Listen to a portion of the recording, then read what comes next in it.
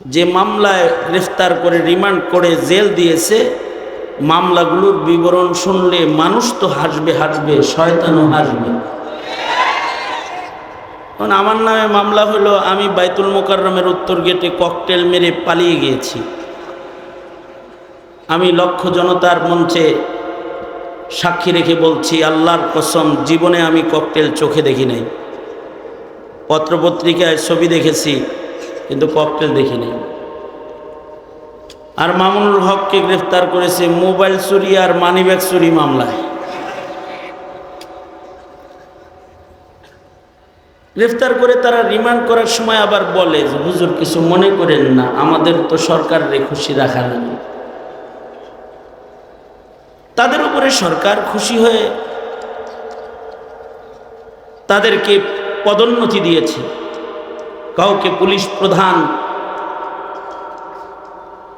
কাউকে ডিবি প্রধান, কাউকে র্যাব প্রধান পদ তারা পেয়েছে সরকারের গোলামি করে।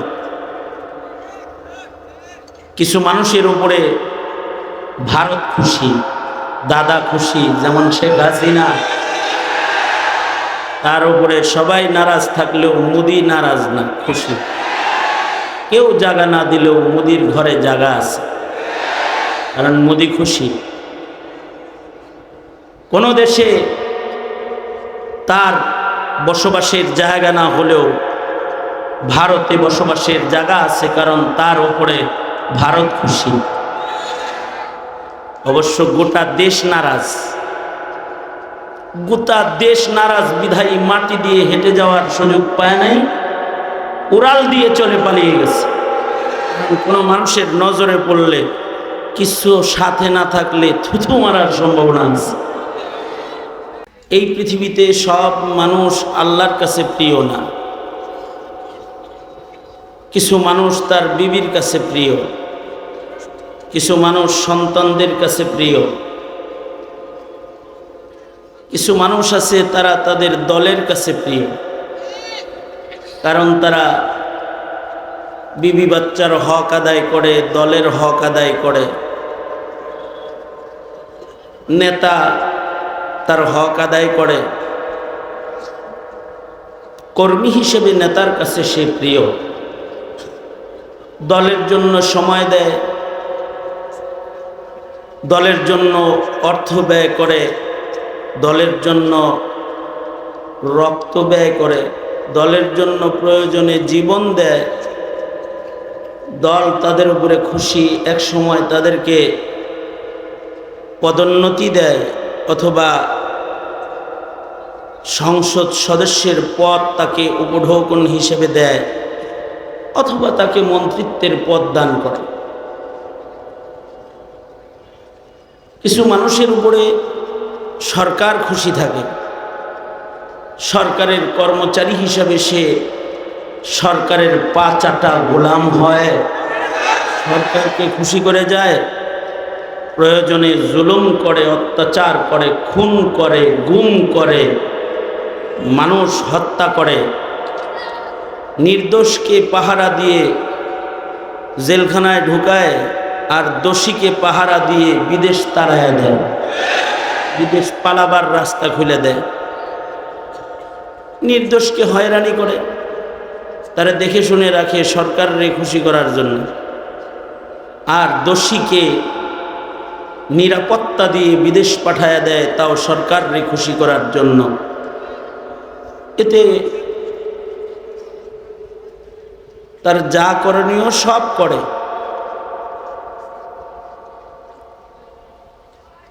16 বছর দলের কর্মীরা হেলমেট বাহিনী নামে, তারাই পুলিশ আর্মি সেজে অবৈধ অস্ত্র চালায় মানুষের রক্ত নিয়েছে, তাদের উপরে তো দল খুশি হবেই। 16 বছর সরকারের তাবেদার গোলাম হিসেবে, কৃতদাস হিসেবে যারা আলেম ওলামার উপরে অত্যাচার করেছে, সরকারের চাহিদা পূরণ করে ইতিহাসের স্মরণীয় নিকৃষ্ট গ্রেফতার কর্ম, যেটা ইতিহাসের পাতায় পাওয়া যায় না, এত আলেম একসাথে গ্রেফতার, তাও বাহিনী করেছে মামলা, যে মামলায় গ্রেফতার করে রিমান্ড করে জেল দিয়েছে, মামলাগুলোর বিবরণ শুনলে মানুষ তো হাসবে হাসবে, শয়তানও হাসবে।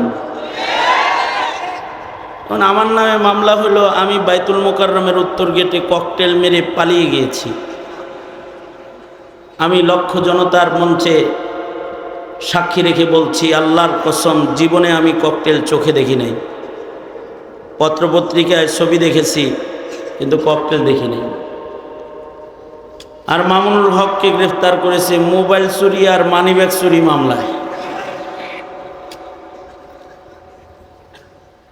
গ্রেফতার করে তারা রিমান্ড করার সময় আবার বলে যে হুজুর কিছু মনে করেন না, আমাদের তো সরকারের খুশি রাখার জন্য। তাদের উপরে সরকার খুশি হয়ে তাদেরকে পদোন্নতি দিয়েছে। কাউকে পুলিশ প্রধান, কাউকে ডিবি প্রধান, কাউকে র্যাব প্রধান পদ তারা পেয়েছে সরকারের গোলামি করে। কিছু মানুষের উপরে ভারত খুশি, দাদা খুশি, যেমন শেখ হাসিনা,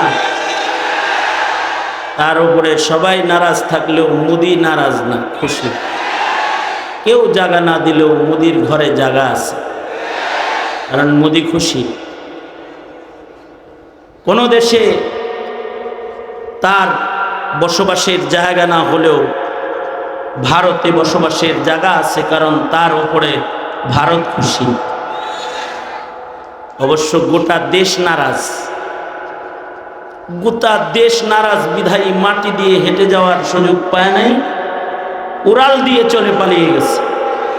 কোনো মানুষের নজরে পড়লে, কিছু সাথে না থাকলে থুথু মারার সম্ভাবনা আছে।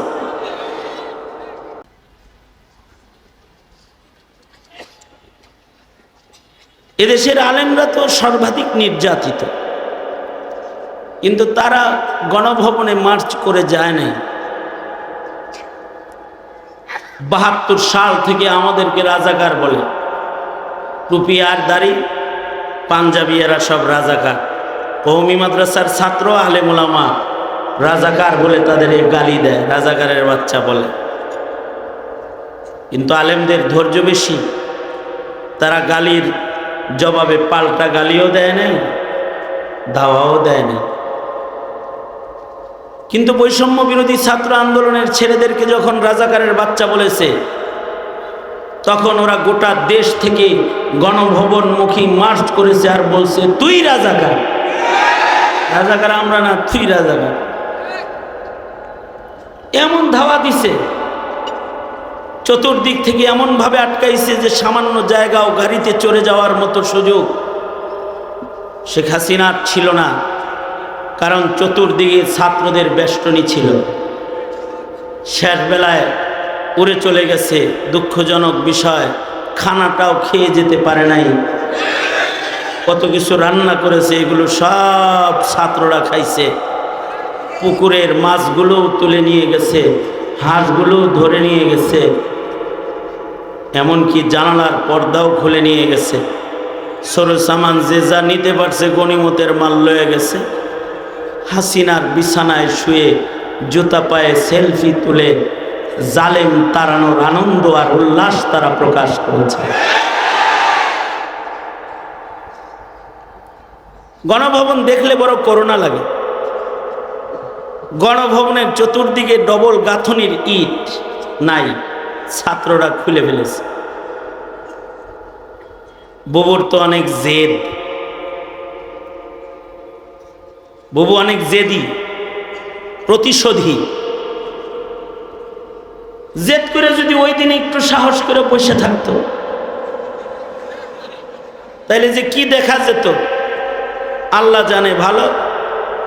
তবে আমার মনে হয় বুবু যদি বসে থাকতো ওখানে, তাহলে ডবল গাঁথনির ইট যেমন গণভবনের চতুর্দিকে নাই, খুলে ফেলেছে, ছাত্ররা হাসিনাকে বেললে গায়ের চামড়া খুলে ফেলতে, চামড়া খুলে ফেলতে। কিন্তু উনি বুদ্ধি করে চলে গেছে, যেখানে থাকা যায় সেখানে চলে গেছে।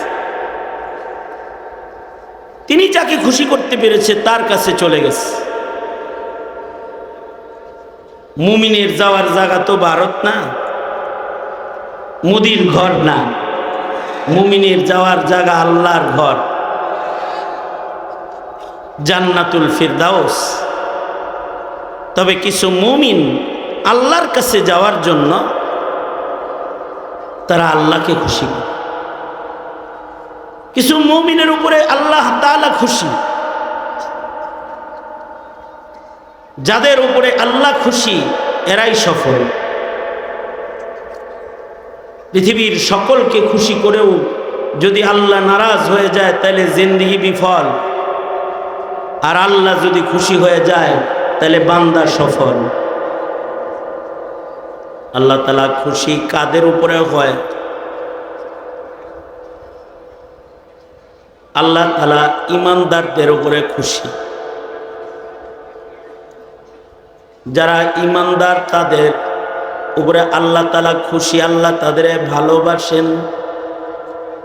ওয়াল্লাহু ওয়ালিয়ুল্লাযীনা আমানু। জমিনের সব মানুষের উপরে আল্লাহ খুশি নন। যার অনেক টাকা তার উপরে আল্লাহ খুশি নন। যার অনেক সুন্দর চেহারা তার উপরে আল্লাহ খুশি নন। আল্লাহ তাআলা খুশি যার ঈমান আছে তার উপরে। ফকির হইল ঈমানদার তার উপরে আল্লাহ খুশি। দেখতে অসুন্দর হলেও লোকটা ঈমানদার। ঈমানদারের অভিভাবক কে? জোরে আওয়াজ করে বলে। ঈমানদারের উপরে আল্লাহ তাআলা খুশি। একজন ঈমানদার যতক্ষণ জমিনে থাকবে ততক্ষণ লা তাকুমুস সাআহ, কিয়ামত হবে না। আর সর্বকনিষ্ঠ ঈমানদারকেও আল্লাহ তাআলা ভালোবাসেন। একেবারে এই উম্মতের সর্বকনিষ্ঠ ঈমানদারকে আল্লাহ তাআলা এমন পৃথিবীর 10 পৃথিবীর সমান জান্নাত দান করবেন।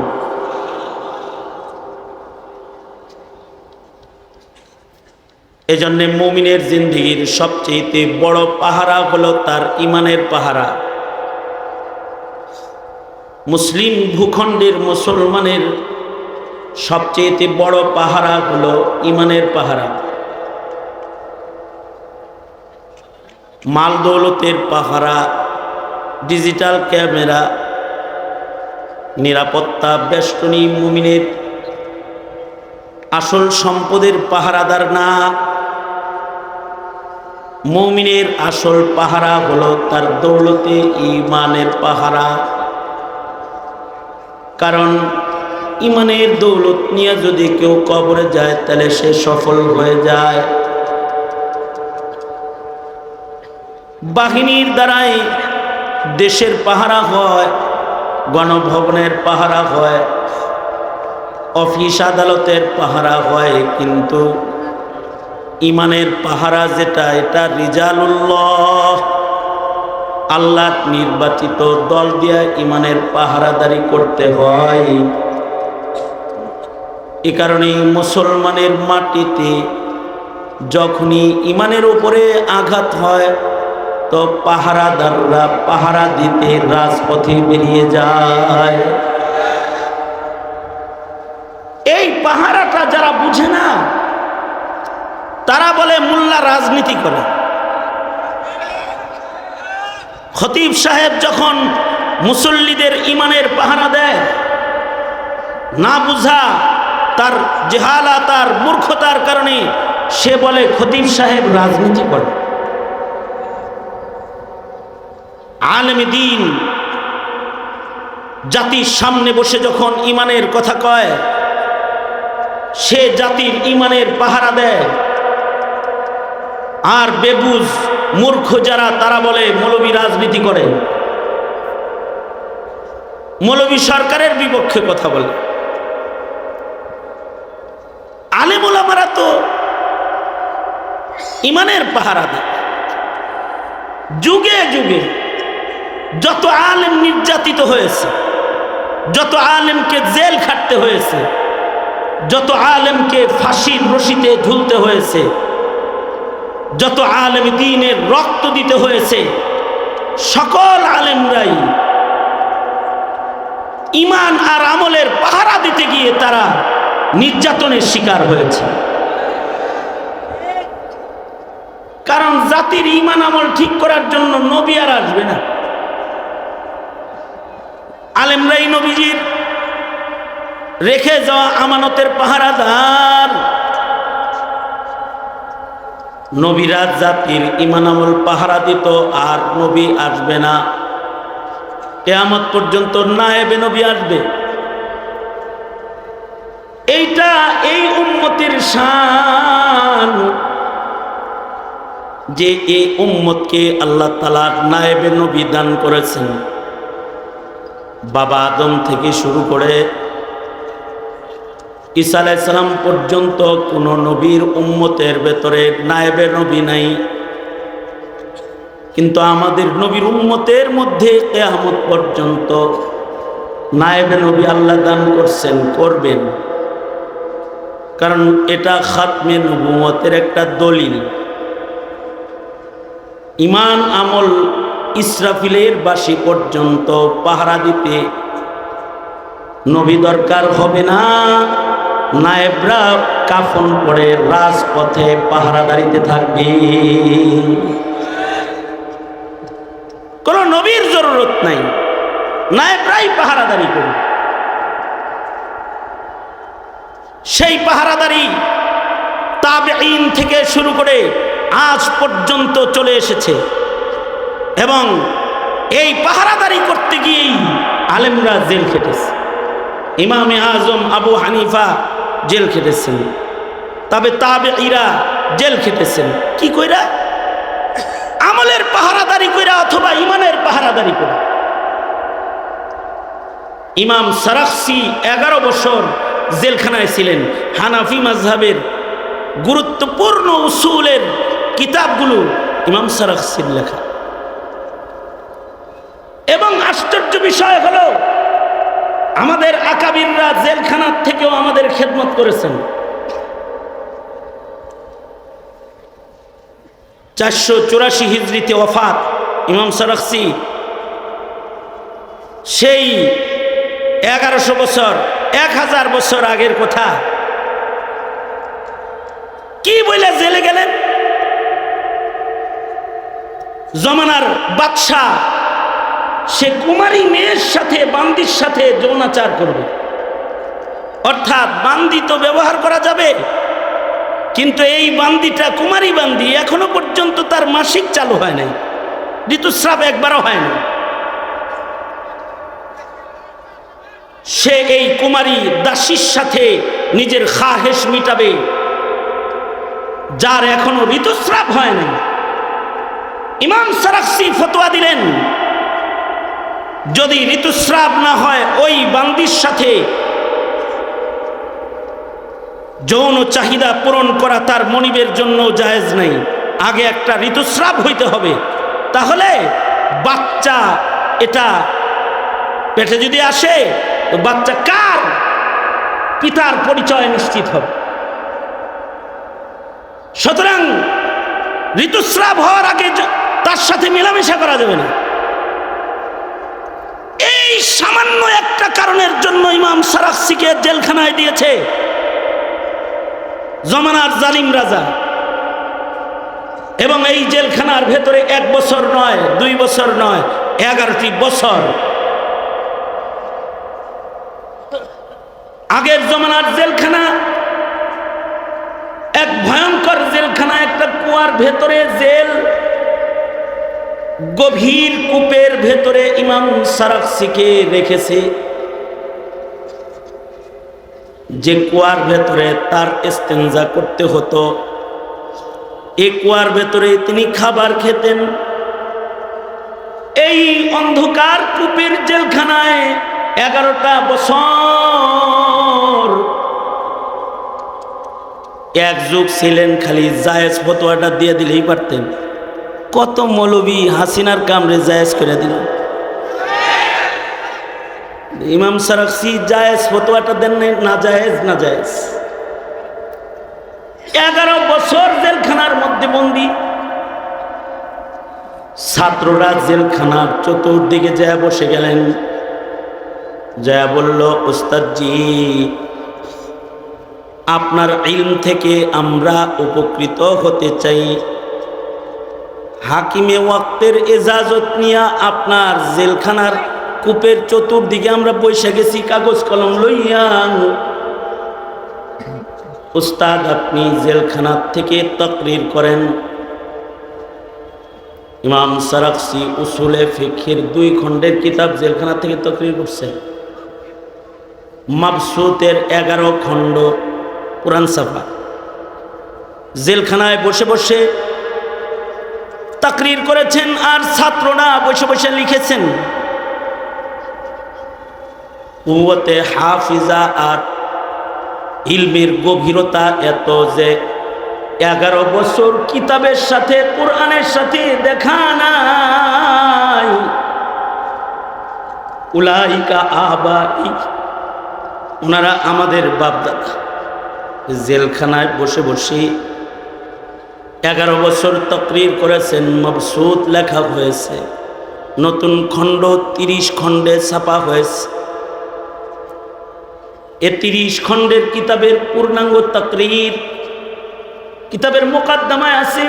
উনি বলেন, আমি যে মাসায়েল বলতেছি আমি এখন কুয়ার ভিতরে আছি। কূপের ভেতরে বসে বসে তাকরীর করেছেন, কিন্তু ওনারা মুখলিসিনদের সরদার। গভীর কূপে বসা তাকরীরকে আল্লাহ তাআলা জমিনের উপরে রেখে দিয়েছেন। আজও আমরা সেই কিতাব থেকে উপকৃত। জেলখানায় বসে বসে লিখতে পারছেন, কিন্তু জমানার ইনহিতাত, আমরা এসি ঘরে বসে পড়তে পারি না। উনি জেলখানায় বসে বসে শাগরেদদেরকে লেখাইছেন, আর কিতাব রচনা হয়েছে। এসি রুমে বসে পড়ার মতো ভাগ্য আমাদের নাই। ফেসবুকের ভেতরে আমরাও রাত কাটাই, সারা রাত কেটে যায়। কিন্তু ওনারা এই জেলখানার ভেতরে বসে ইলমি দ্বীনকে সাপ্লাই দিছেন।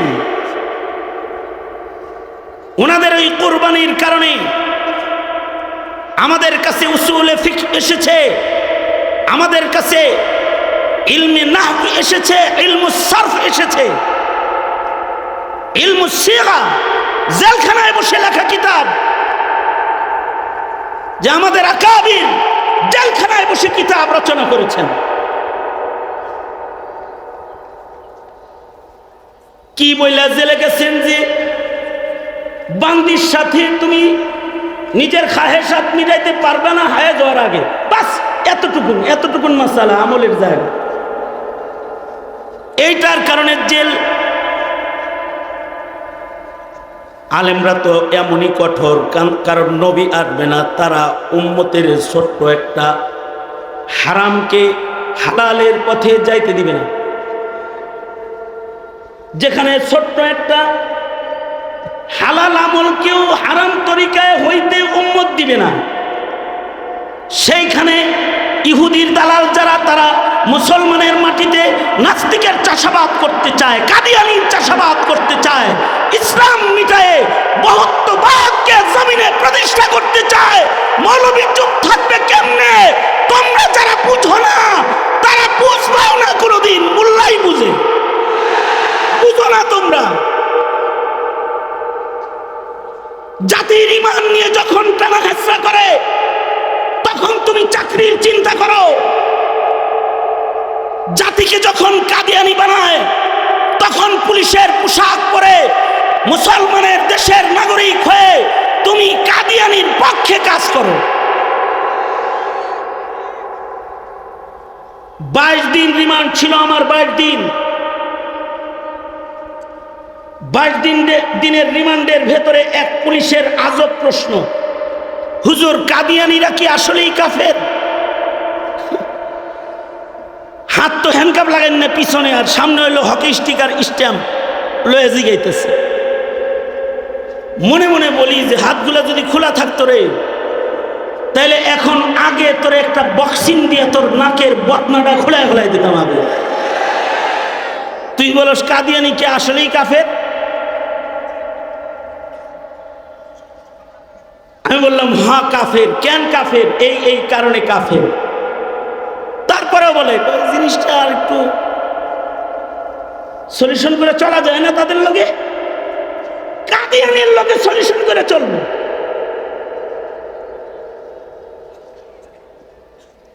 আমি মনে মনে অনেক কথা বললাম, কারণ মুখের ভাষা তখন ছিল না, জবানে ছিল তালা। কথা বলি বিধায়িত জেলখানা, কথা তো বলাই যাবে না। কিন্তু তখন মনে মনে চিৎকার হইতেছিল, রক্তক্ষরণ হওয়া চিৎকার। আহারে, তোর মতো পাঠাকে কে যে এই সরকারের অফিসারের চেয়ার দিল? তুই তো আমার শাহজালালের মাটির মুসলমানের সুইপার হওয়ার যোগ্যতা সংরক্ষণ করিস না। সুইপার হওয়ার যোগ্যতা তোর না।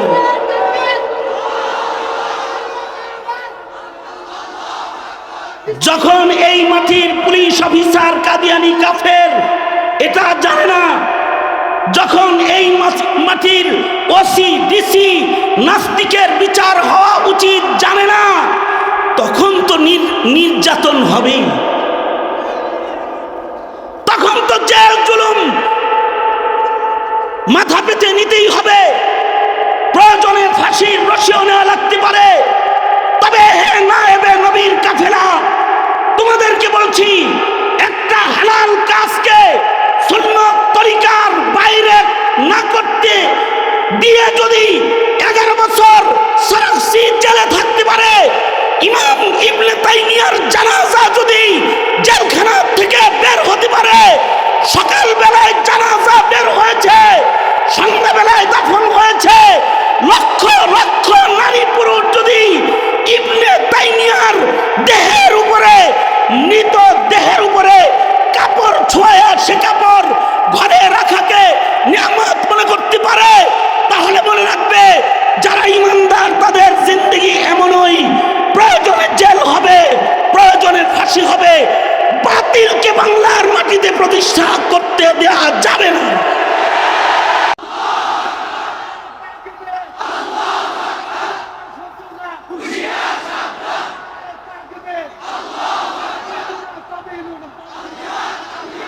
হে তালেবান ইলমি নবুওয়াত, কথা খুব সোজা সাপটা। এখনই সময় কাদিয়ানিকে কাফের ঘোষণা করার। আওয়াজ করে জোরে বলো, ঠিক না বেঠিক? জোরে বলো। প্রয়োজনে রক্ত দিয়ে হলেও কাদিয়ানিকে কাফের ঘোষণার ডাক যদি আমাদের আকাবিররা ডাক দেয়, রক্ত দেওয়ার জন্য কারা কারা রাজি আছো?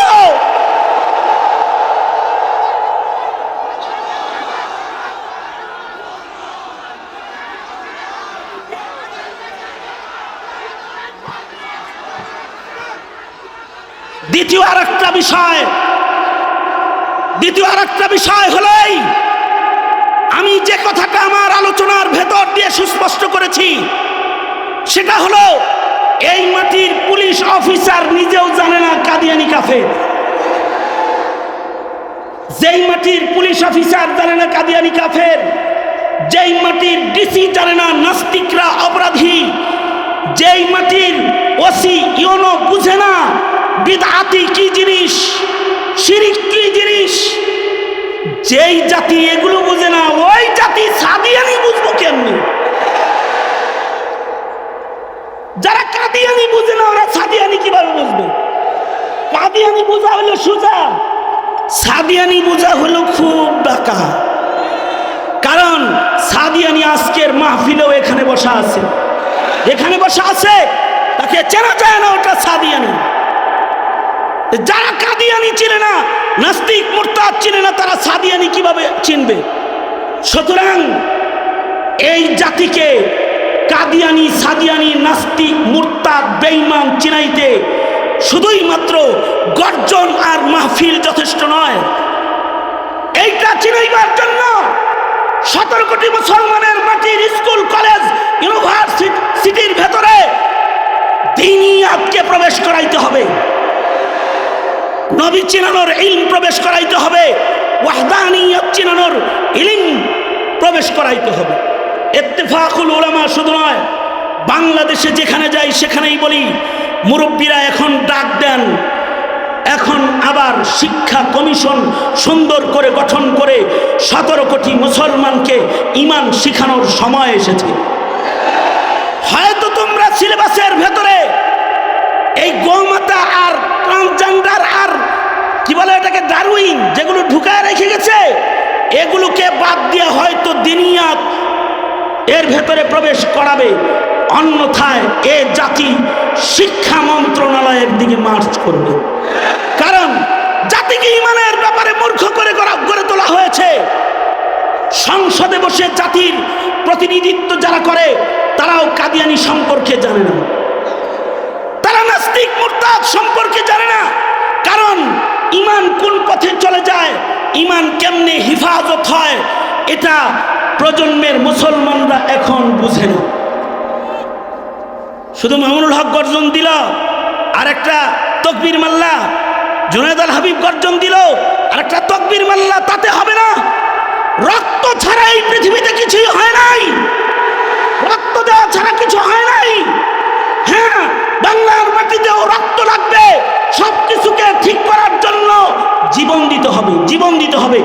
আর এই রক্তের উপরেই নির্ভর করে চতুর্পাশে ভারতের যে মহড়া রয়েছে, এ মহড়া ভেঙে যদি দিল্লির লাল কেল্লায় কালেমার পতাকা উড়াতে চাও, তাহলে বাংলাদেশকে খিলাফত আলা মিনহাজিন নবুওয়াত প্রতিষ্ঠার ময়দানে ঝাঁপায় পড়তে হবে। সুতরাং হে জাতি, তোমাদেরকে বলবো, শুধুই মাত্র মিম্বার মেহরাব আর আলোচনার মঞ্চ নয়, যে কোনো কুরবানির জন্য তৈয়ারি হও। রাজি আছো তো? ইনশাআল্লাহ রাজি তো?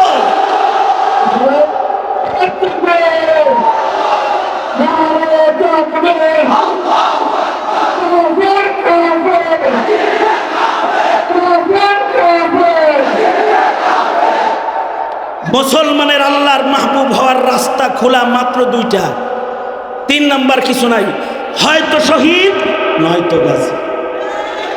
হ্যাঁ, জোরে বলেন হয়তো শহীদ, জোরে বলেন হয়তো শহীদ। বিড়ালের বাচ্চা হয়ে বেঁচে থাকার কোনো রাস্তা নাই মুসলমানের, হয়তো শহীদ নয়তো গাজী, এছাড়া আর কোনো রাস্তা খোলা নাই। যদি বেঁচে থাকতেই হয়, শাহাদাতের রক্তের নজরানার উপরে গাজীর পতাকা কাঁধে করে বেঁচে থাকতে হবে, এমন বেঁচে থাকার কোনো অধিকার নাই।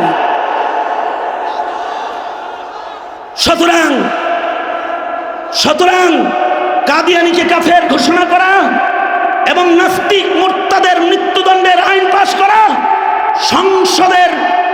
সংসদে উলামায়ে দ্বীন তথা দ্বীনের আধিক্যকে প্রতিষ্ঠা করা, খেলাফত আলা মিনহাজিন নবুওয়াকে জমিনে বাস্তবায়ন করা, মুসলমানের শিক্ষা সিলেবাসকে ঈমানের শিক্ষা সিলেবাস করা, সংবিধানকে